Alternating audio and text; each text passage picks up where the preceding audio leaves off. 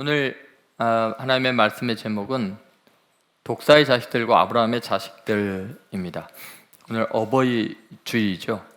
그래서 여기 자식이라는 단어가 나와서 함께 이 말씀을 나누게 되었습니다.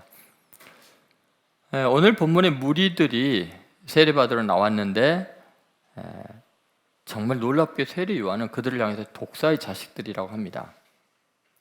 근데 그들은 스스로를 누구라고 생각했죠? 아브라함의 자손이라고 생각을 했습니다. 여러분, 이 엄청난 인식의 차이를 어떻게 설명할 수 있을까요?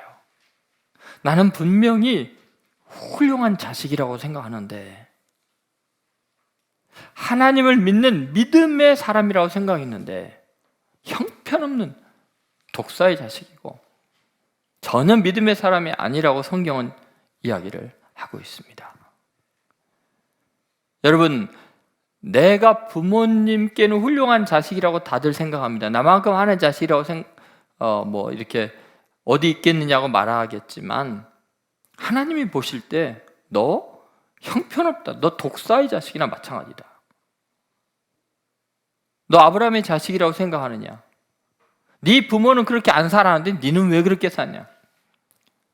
아브라함은 믿음을 따라 살았는데 넌 어떻게 사탄 마귀 새끼같이 살아가냐? 이야기할 수 있다는 거예요. 지금 세례 요한에게 나온 무리들은 전부 다 유대인들이었습니다. 맞죠?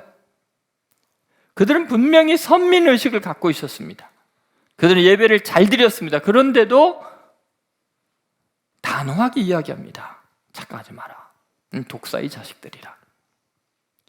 여러분, 우리가 하나님 앞에 하나님의 자녀답게 사는지, 아니면 하나님 보시기에 독사의 자식인지, 내가 하나님을 정말 아버지라고 생각하고 제대로 모시고 있는가, 아니면 사탄을 아버지처럼 따르고 있는 사탄의 자식인가를 점검해 봐야 한다는 거예요.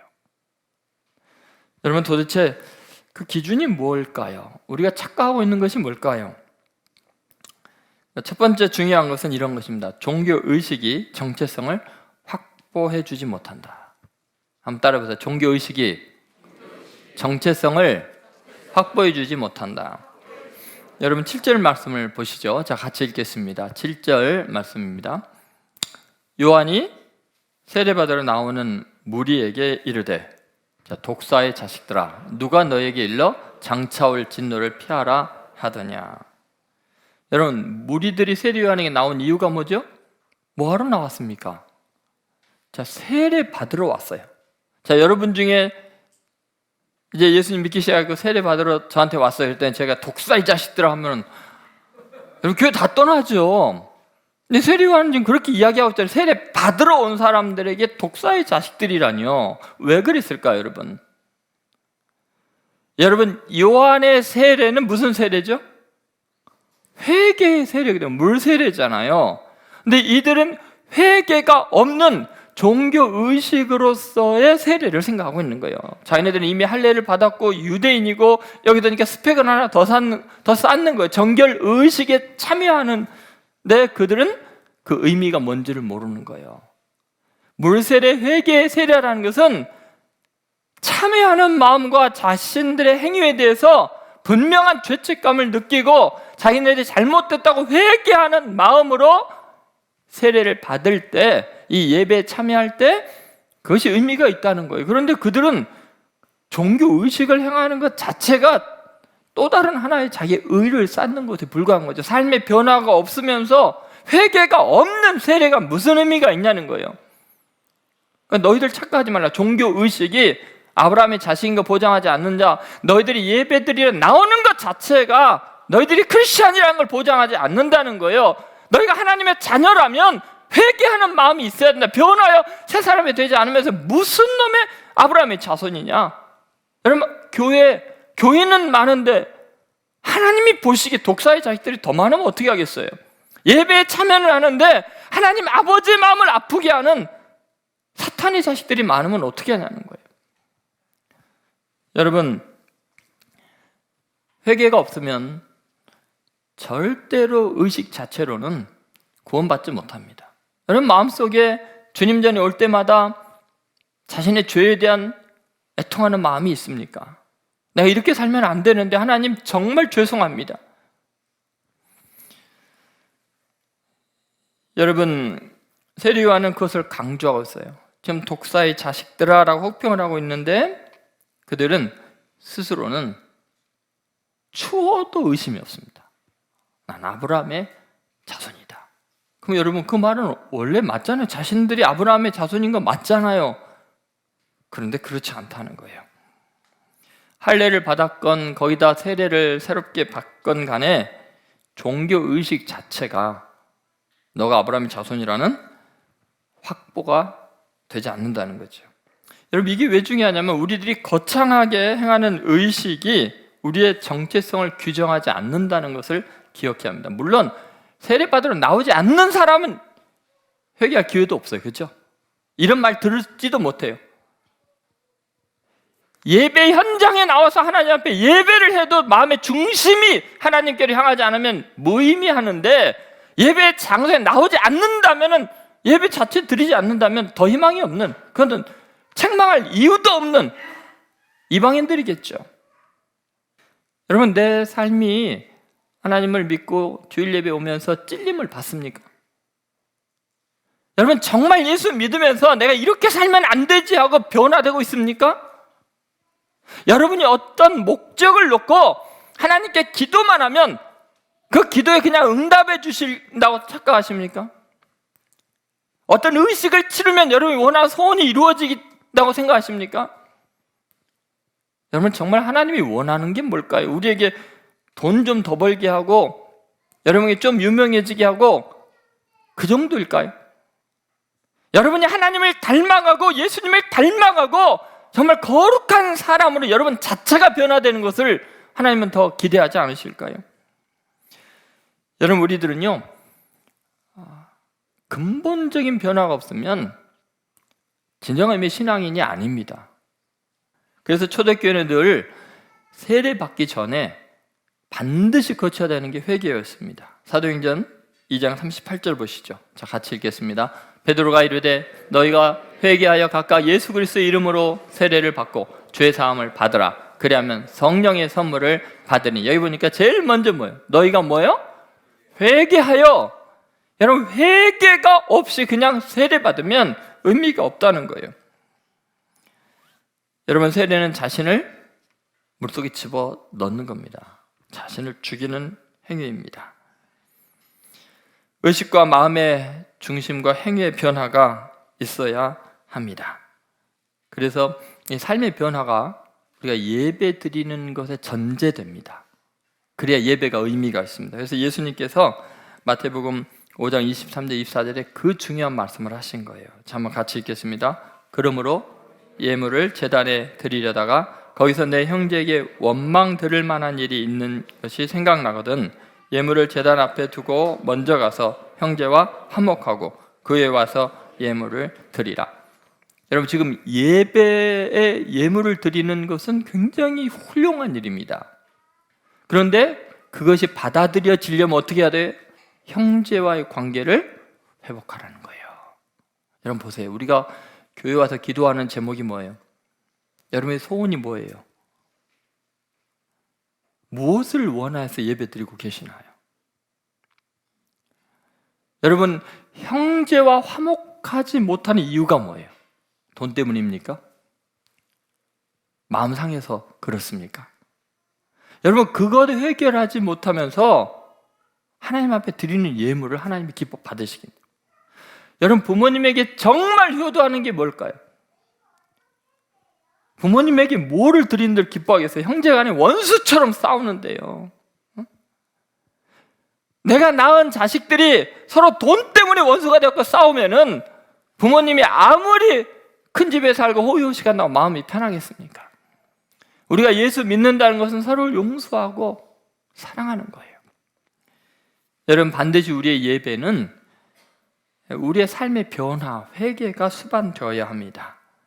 그래서 회개가 없이 세례받으러 온 사람들을 향해서 독사의 자식들아, 그렇게 외친 거죠. 여러분, 하나님의 이 마음을 잊지 마시기 바랍니다. 우리가 하나님을 아버지라고 부를 때 하나님 아버지가 우리에게 기대하는 것은 도대체 뭐겠어요? 아버지 앞에서는 열심히 뭐 인사하고 뭐 잘 갖다 주면서 밖에 나서 맨날 싸우고 욕먹고 탐욕스럽고 그러면 얼마나 가슴 아프냐는 거예요. 하나님이 기뻐하시는 자녀답게 삶이 하나님을 닮아가고 변화되는 복된 성도들 되시기를 주의 이름으로 소망합니다. 두 번째는 출신 성분이 정체성을 보장하지 않는다는 거예요. 자, 출신 성분이 정체성을 보장하지 않는다. 자, 8절 말씀 같이 읽겠습니다. 8절. 그러므로 회개에 합당한 열매를 맺고 속으로 아브라함이 우리 조상이라 말하지 말라. 내가 너에게 이르노니 하나님이 능히 이 돌들로도 아브라함의 자손이 되게 하시리라. 아멘. 그럼 그들은 아브라함은 우리의 조상이다라고 속으로 지금 확신을 갖고 있죠. 그거는 사실은 틀린 말은 아니죠. 아브라함이 자신들의 조상이죠. 아브라함의 혈통으로 태어난 사람들입니다. 그러나 세례 요한은 그들의 정체성을 그 혈통으로 규정할 수 없다고 말해요. 왜 그러냐면요, 하나님은 혈통은 큰 의미가 없는 이유가 돌들로도 아브라함의 자식을 만들 수 있잖아요. 여러분, 아브라함이 아기를 못 낳는데 하나님이 아기를 낳게 한 거 아니에요. 아브라함의 힘으로 아브라함의 혈통으로 아기가 태어난 게 아니에요. 하나님의 은혜로 태어난 거예요. 아이를 못 낳는 여인이 아이를 낳게 한 것은 하나님의 능력이지 아브라함의 그 육체의 능력이 아니라는 거죠. 여러분, 분명히 돌들로도 아브라함의 자식을 만들 수 있다라는 것은 혈통적인 의미가 뭐 별로 중요하지 않다는 것을 의미합니다. 왜 그러냐면요, 자, 아브라함의 혈통이 특별합니까? 아브라함의 조상은 뭐 하는 사람들이었죠? 우상 만드는 사람들이었어요. 이방인이었어요. 원래 아브라함 자체는 그 혈통이 특별하지가 않았어요. 그의 믿음 때문에 세상 모든 거 다 버리고 하나님의 말씀대로 따라간 그 믿음 때문에 아브라함이 위대한 거죠. 그러니까 여러분, 실제로 혈통 자체로 위대하지 않다는 거예요. 여러분, 유대인들 지금 얼마나 교만합니까? 여러분, 세례 요한은 지금 정체성 규정의 굉장히 중요한 측면을 이야기합니다. 그래서 오직 회개하는 길만이 아브라함의 자식이 되는 길입니다. 아브라함이 세상 사람들과 같이 우상 숭배하다가 완전히 돌이켜서 회개해서 하나님의 말씀만 따라가는 것처럼 너희들이 믿음으로 돌이켜서 하나님의 말씀을 따라가는 것이 바로 아브라함의 자손이 되는 거라는 거예요. 그래서 회개에 합당한 열매를 맺으라 라고 이야기를 합니다. 예수님께서 뭐라 그랬죠? 열매를 보아 그 나무를 알 수 있다. 그 말씀과 일치합니다.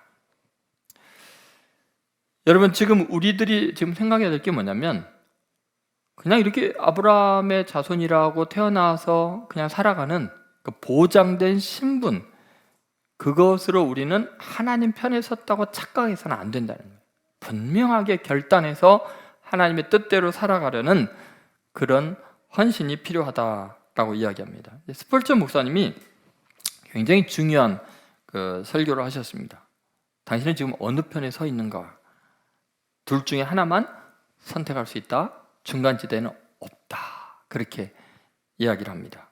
그러면서 하는 이야기가 뭐냐면, 철저하게 하나님의 뜻을 선택하기 위한 결단을 하지 않으면 우리는 순간적으로 사탄의 앞잡이 노릇을 할 수밖에 없다는 것을 이야기합니다. 예수님께서도 이 부분을 분명히 하셨죠. 형제와 자매와 모친, 누가 내 형제와 자매의 모친이냐라고 이야기할 때 혈통이 중요하지 않다는 이야기를 하셨습니다. 마가복음 3장 31절에서 35절 말씀 한번 같이 읽어보겠습니다.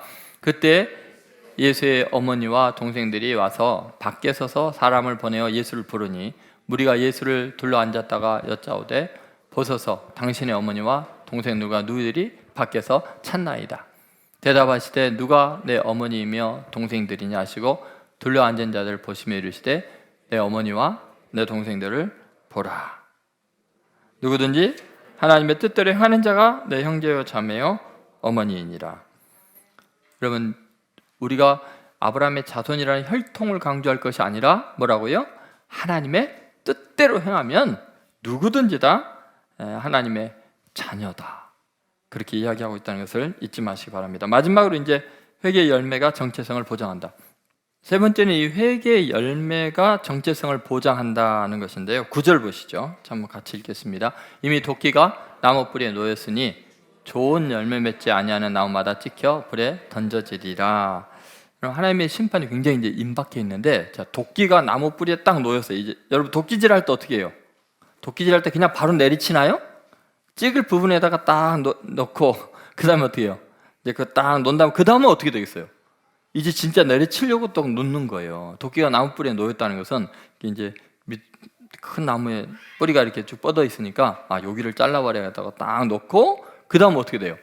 내리치면은 뿌리채 이제 끝나는 거예요. 희망이 없어지는 거예요. 그런데 놀라운 사실은, 자, 놓였는데 좋은 열매 맺지 아니하는 나무마다 찍혀 불에 던져지게 되는데, 자, 그러면 어떻게 되는 거예요? 좋은 열매를 맺으면 어떻게 돼요? 찍으려다가 보니까 열매가 맺혀 있네? 어떻게 하겠어요? 걷어들이는 거예요. 그러니까 여러분, 하나님의 심판이 굉장히 임박해 있지만 이때 중요한 게 뭐냐? 회개에 합당한 열매를 맺으라는 거예요. 여러분, 계속해서 우리의 삶에 하나님께서 경고의 메시지를 보내잖아요. 주위에 있는 사건들을 통해서 그러면 너 심판받는다. 사건들이 계속 주위에 일어나잖아요. 지금 코로나19도 그렇고 또 전쟁의 위협들, 세계 경제 위기가 지금 닥쳐올 것들, 이 모든 것들이 온 인류를 향해서 하나님이 회개해라, 회개해라. 여러분, 우리가 회개만 하면 얼마나 놀라운 일이 일어나냐면, 그 모든 과거의 죄와 허물에서 완전히 자유케 돼서 그 임박한 심판의 진도에서 완전히 구원받는 기회가 주어집니다. 회개는 정말 놀라운 거예요. 얼마나 놀랍냐면, 예를 들면 이제 베드로를 봅시다. 여러분, 베드로가 예수님을 부인하고 저주했잖아요. 나가서 심히 통곡을 하면서 회개했잖아요. 그랬더니 어떻게 돼요? 그렇게 배신하고 자기 주님을 저주했던 자가 사도 중에 사도가 되잖아요. 이 회개가 얼마나 능력이 있냐면요, 이 바울이라는 사람 보세요. 바리새인 청년 사울이었을 때 그 바리새인들을 향해서 예수님은 뭐라 그랬어요? 독사의 자식들아 그랬잖아요. 정말 독사의 자식처럼 얼마나 교만하고 스데반 같은 성자를 돌로 쳐 죽이고 모든 사람이 두려워 피할 만한 저주받은 존재였는데, 놀랍게 그가 식음을 전폐하고 하나님 앞에 회개했을 때 사도 바울이 되잖아요. 기독교에서 가장 위대한 인물이 되잖아요. 그러니까 여러분, 회개하는 것 자체는 지나간 날이 아무리 악해도 완전히 우리의 인생을 새롭게 하고 위대하게 만드는 하나님의 능력이에요. 그래서 우리가 참여하는 삶을 산다는 거 너무나 놀라운 이야기죠. 예를 들어서 왜 이렇게 자꾸 회개를 강조하실까? 성경은 왜 이렇게 이야기를 많이 할까? 한번 생각해 보세요. 우리가 매 순간 회개하는 삶보다 더 위대한 인생이라는 게 없어요. 왜냐하면 누가복음 15장에 예수님께서 돌아온 탕자 비유를 이야기하실 때 그 돌아온 탕자를 위해서 뭐였죠? 잔치를 베풀었잖아요. 막 송아지를 잡고 금연에 굉장한 장원급제한 사람에게도 이렇게 안 했어요. 마을 잔치를 다 해주잖아요. 근데 여러분, 그가 뭐를 했어요? 그 탕자가 뭐 했죠? 더 공부 열심히 했나요? 더 착하게 살았나요? 고행을 행했나요? 딱 한 가지에서 뭐 했죠? 진정한 회개를 했어요. 내가 여기서 줄여 죽는구나. 내 아버지 집에는 양식이 풍족한 폭군이 얼마나 좋은가. 완전히 세계관이 바뀌었죠. 옛날에는 세상이 그렇게 풍요로운 줄 알았는데 이제는 하나님 아버지의 품이 좋다는 걸 알았어요. 내가 하늘과 아버지께 죄를 지었사오니 내가 죄인인 걸 깨달았어요. 자기가 예전에는 의인인 줄 알았다가요. 그리고 다른 사람들은 다 나를 영접지 않아도 내 아버지는 나를 맞아줄 걸 알았어요. 이게 회개예요, 회개. 회개라는 것은 세상이 싫어지고 하나님이 좋아지는 거예요.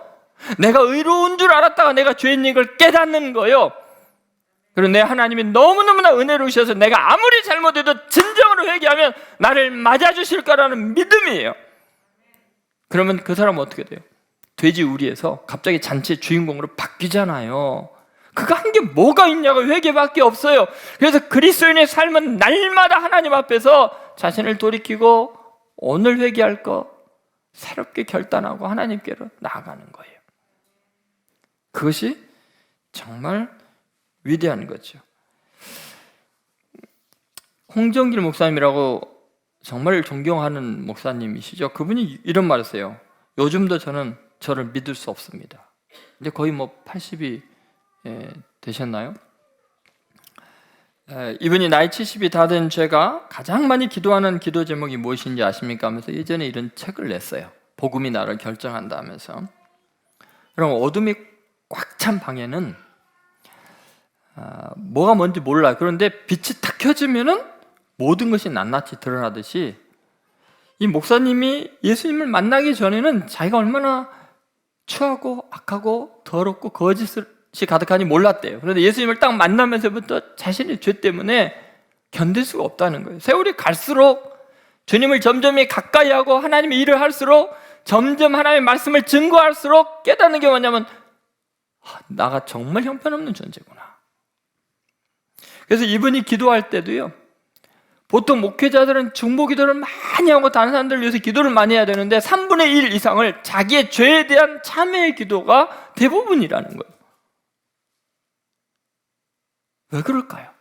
점점 빛에 가까이 갈수록 자신의 죄가 명확하게 보이는 거죠. 기록된 바 의인은 없나니 하나도 없고 깨닫는 자도 없고 하나님을 찾는 자도 없고 다 치우쳐 함께 무익하게 되고 선을 행하는 자가 없나니 하나도 없도다. 이것이 성경의 진단입니다. 여러분 한번 생각해 보십시오. 우리들은 죄 짓는 것은 너무 익숙해요. 자연스럽습니다. 거짓말 누구한테 배우지 않아도요, 얼마나 잘하는지 모릅니다. 그런 우리들이 살 길이 어디 있겠어요? 태어나면서부터 죽을 때까지 매일매일 하는 것이 죄에 익숙한 자들이잖아요. 능한 자들이잖아요. 악한 데는 지혜롭고 선한 데는 미련하기 그지없는 성경과는 거꾸로 가는 존재들. 우리들이요, 결국은 매일매일 하나님 아버지 앞에서 사랑받고 존귀 여김을 받는 성자가 되는 위대한 길은 뭐예요? 회개하는 거예요. 늘 참여하는 마음으로 사는 거예요. 그래서 사도 바울이 마지막 평생을 복음 위해 헌신해놓고 마지막 하는 말이 뭐예요? 나는 죄인 중에 괴수로다. 참 놀라운 이야기예요. 여러분, 바울이 평생의 마지막 하나님을 위해서 모든 헌신을 다하고 깨달은 것이 내가 죄인 중에 괴수라고 깨달았다. 진짜 참회하고 진짜 도를 닦은 사람은 자기가 죄인인 걸 아는 거예요. 여기서 끝나면 희망이 없지만 예수님을 믿으면 회개한 자가 어마어마한 혜택을, 하나님의 자녀의 권세를 누리게 되겠죠.